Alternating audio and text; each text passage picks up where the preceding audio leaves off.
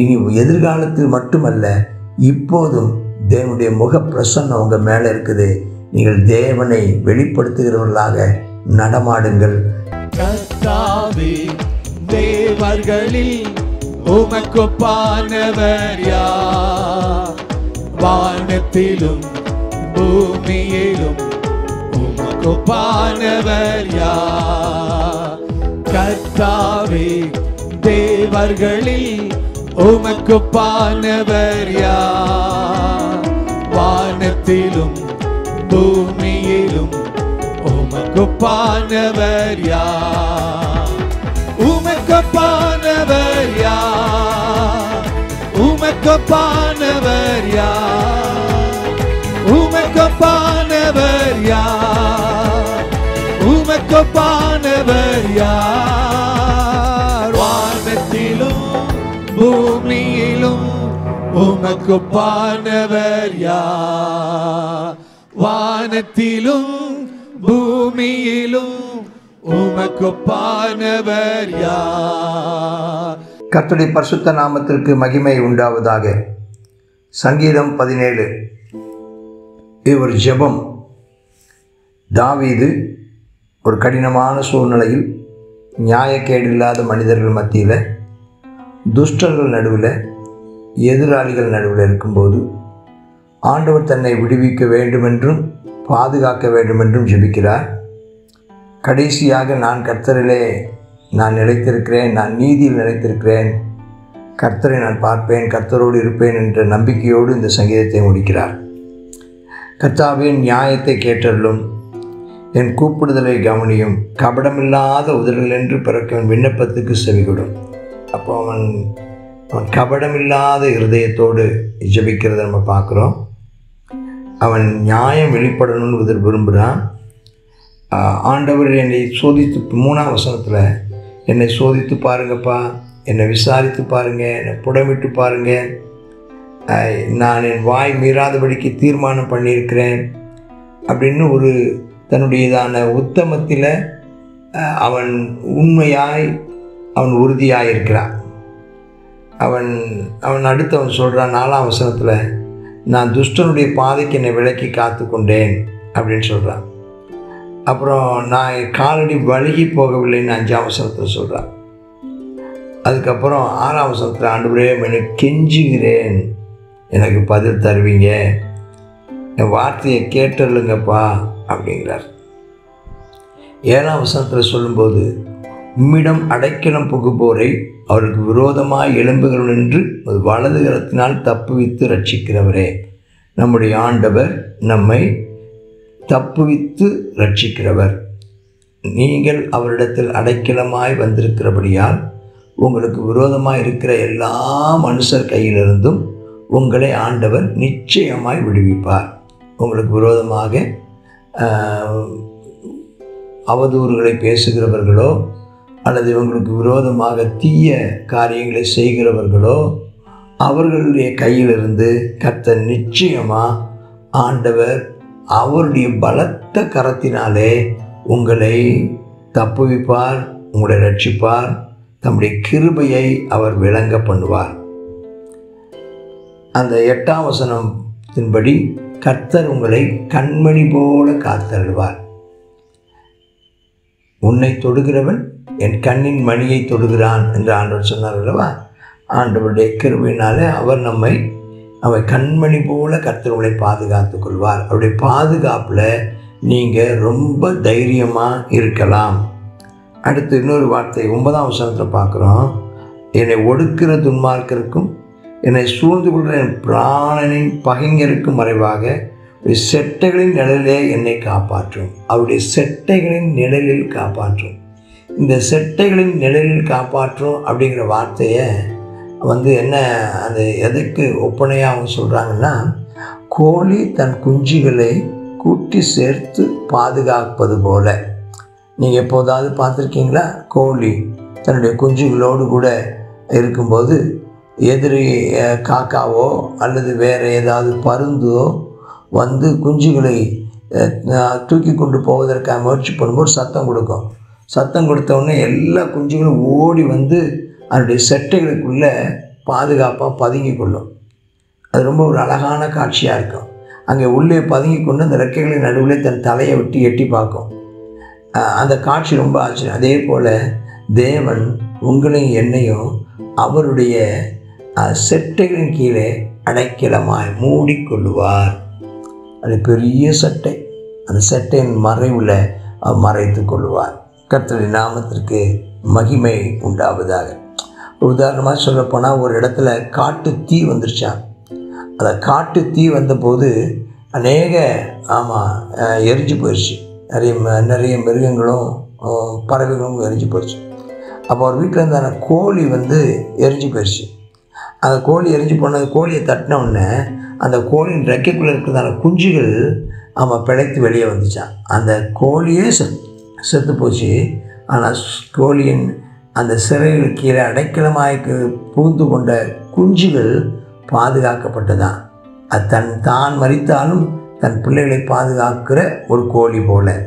அப்போ தேவன் ஒரு கோழி தன் குஞ்சுகளை பாதுகாப்பது போல நம்மை ஆண்டவர் பாதுகாத்து கொள்வாராக. பயப்படாதீங்க. எல்லா விதத்திலையும் கர்த்தர் உங்களை அவருடைய செட்டுகளின் நிழலில், அது சின்ன கோழி அல்ல, அது பெரிய ஒரு கோழி. ஆமென். கர்த்தருக்கு ஸ்தோத்திரம். நிழலில் இருக்கு சொல்லிட்டு 10ஆம் வசனத்தில் துன்மார்க்கருடையதான அந்த செயல்பாடுகளை குறித்து சொல்கிறார். துன்மார்கள் யாருன்னா கொழுத்து போனவர்கள். அவங்க என்ன பேசுகிறோன்னு தெரியாமல் அவங்க கண்டதையும் பெருமை பேசுகிறவர்கள். பெருமை பேசுகிறாங்க, வாயினால் வந்ததெல்லாம் பேசுகிறாங்க. அதுக்கப்புறம் நாங்கள் செல்லும் பரிசுத்தவானுடைய பாதையை வளைந்து கொள்கிறார்கள். அவளை கீழே தள்ளும்படி அவர்கள் பார்த்துட்டே இருக்கிறாங்களாம். பீறுகிறதுக்கு ஆவலுள்ள சிங்கத்துக்கும் மறைவிடங்களில் பதிவிருக்கிற பால சிங்கத்துக்கும் சிங்கத்தை போல எப்போ வாய்ப்பு பார்த்துட்டே இருக்கிறாங்க. நம்மளை பட்சித்து போடவும், நம்மை அழித்து போடவும், நம்மை தாக்கவும் அவங்க நேரம் பார்த்துட்டே இருக்கிறாங்க. கர்த்தர் தப்பு வைப்பார். கர்த்தர் நம்மை தப்பு வைப்பார். ஆண்டவரே உம்முடைய பட்டயத்தினால், ஒரு இடத்துல சொல்லப்பட்டிருக்கு, கண்மணி போல பாதுகாத்தலும், செட்டைகளின் மறைவிலே பாதுகாத்தலும், உடைய வலது கரத்தினாலே பாதுகாத்தலும். இங்கே சொல்கிறார் உடைய பட்டயத்தினாலே எங்களை பாதுகாத்தலும் அப்படின்னு சொல்கிறார். இந்த பொல்லாத மனுஷங்களுடையதான அவர்களை பற்றி ஒரு வார்த்தை சொல்கிறார். அவங்க எப்படிப்பட்டவங்களாம், அவங்க இம்மையில் தங்கள் பங்கை பெற்றிருக்கிறோம். இந்த உலகத்தில் அவங்க ஆசீர்வாதமாக இருக்கிறாங்க. இந்த உலகத்தில் அவங்க நல்ல ஆகாரம் இருக்குது, அவங்களுக்கு நல்ல திரவியங்கள் இருக்குது, அவங்க எல்லாம் புத்திர பாக்கியத்தோடு இருக்கிறாங்க. அவங்களுடைய பிள்ளைகளுக்கும் பொருளை சேர்த்து வைக்கிறாங்க. அப்படிப்பட்டவங்க அவங்களுக்கு இருக்கிற பணத்தினாலும் அவங்களுக்கு இருக்கிறதான சொத்துக்களினாலும் அவன் நீதிமானை மதிக்காமல் அவர்கள் என்ன செய்கிறாங்களா, தாக்குவதற்கும் அவர்களை அவதூறு பண்ணுவதற்கும் நிந்திப்பதற்கும் எழுப்பி நிற்கிறாங்க. அவர்கள் கையிலிருந்து நீ தப்புவியும் ஆண்டவரேன்னு ஜெபம் பண்ணுகிறார். கர்த்தருக்கு ஸ்தோத்திரம். இந்த நாளில் உங்களுக்கு விரோதமாக இருக்கிற எல்லா சத்துருவின் கையிலிருந்தும் கர்த்தர் உங்களை தப்புவிப்பார். அவர் தம் கண்மணி போல உங்களை பாதுகாத்து கொள்வார். தைரியமாக இருங்க. செட்டைகளின் நிழலில் வைத்து கர்த்தர் உங்களை பாதுகாத்து கொள்வார். தைரியமாக இருங்க. அப்படி வலது கரத்தினாலே உங்களை தப்புவித்து ரட்சிப்பார். நீங்கள் சந்தோஷமாக இருங்க. கர்த்தருக்கு ஸ்தோத்திரம். ஒருத்தருடைய பட்டயத்தினாலே அவர் உங்களை விடுவிப்பார். கர்த்தருக்கு ஸ்தோத்திரம் உண்டாவதாக. அவர் உங்களுக்கு தம்முடைய முகத்தின் பிரகாசத்தை உங்களுக்கு தருவார்.